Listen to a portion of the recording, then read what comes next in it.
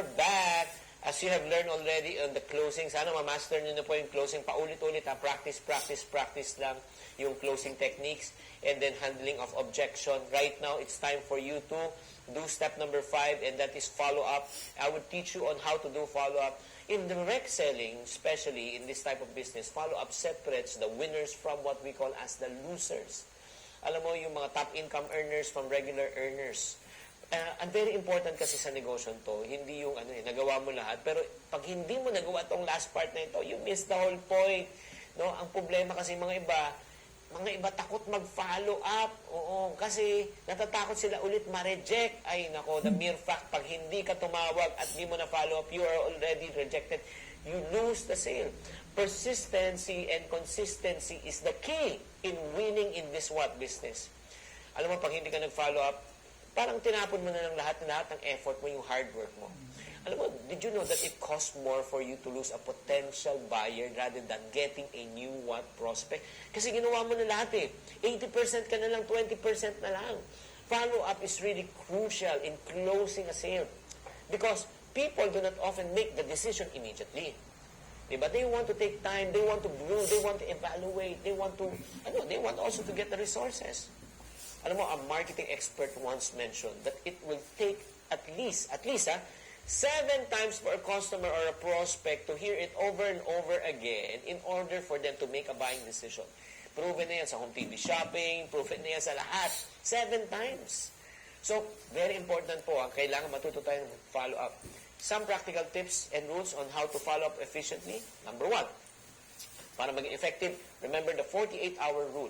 Excitement only lasts for 48 hours. Within 48 hours, you need to get connected again with your prospect. Huwag mo pa, within 48 hours, pag hindi na, wala na, makakalimutan na yan, na-distract na yan, may ibang na ginagawa yan. Number 2, be systematic and be consistent, okay, when you follow up. I would highly recommend, may notebook ka dapat, di ba, may create an appointment, di ba, create a schedule, follow up the schedule, follow the schedule. Do not do it only when you feel like doing it. You do it even if you don't feel like doing it. Follow the system religiously. Follow your schedule and create the habit of following up. Parang tawag lang, text lang, di ba? Always remember, we must first form the habit, then new habit will form what? You. Number 3, once you make a follow-up, be sensitive, especially when you're making a call. Be quick to listen and then slow to speak. Pakinggan nyo muna siya. Di ba? Di ba? Babalik naman tayo sa mga questions like, how do you like the product? Di ba? How do you like the opportunity? Di ba? So, knowing what the prospect need is really want or need is the most important thing for me. Is parang you try to, again, solve their problem and you try to read between the lines.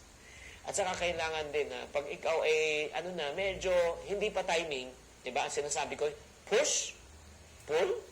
Kailangan, pag nag-follow up ka, di ba, aggressive ka, you should be ABC. Ano ibig sabihin ABC? Always be closing when you follow up. Always be closing. But, if you sense that it's not yet time, know when to step backward and know when to, parang, okay, sasabihin mo, hindi na muna. Step backward when a prospect requests you to call again or probably come back another time, di ba? Or step backward when the prospect says, this is not the right time for me. Okay, great. Okay, I appreciate at least you're being honest. Okay, is it okay for me to follow you up and then update you with what's happening? Maybe if the right time comes, probably will be for you. Pag hindi pa, huwag pipilitin. Step forward naman when you know it's the right time. When it's the right time to close the sale already, do not oversell, di ba? Do not beat around the bush. Go straight to the point, di ba? So, close mo na kung talagang gusto na. May mga iba nagka-close na yun, nagbebenta ka pa yun. Di ba? Nakaka-turn off you. So again, let us review. Let us review the entire selling process. Oo, ito yung selling skills pa lang ito, ha?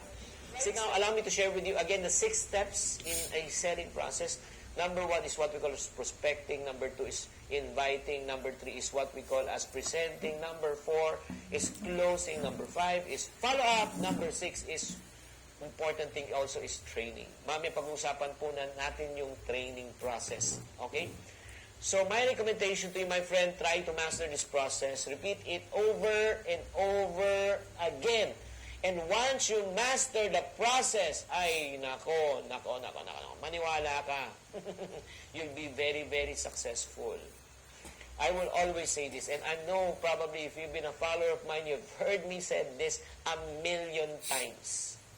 A lot of people want to eat the cake, but only a few people want to learn the process of baking a cake. If you finish the cake, you need to have more money to buy a cake. But if you know how to bake a cake, you will never run out of cakes. A lot of people want to earn a lot of money, but only a few people want to learn the process of creating money.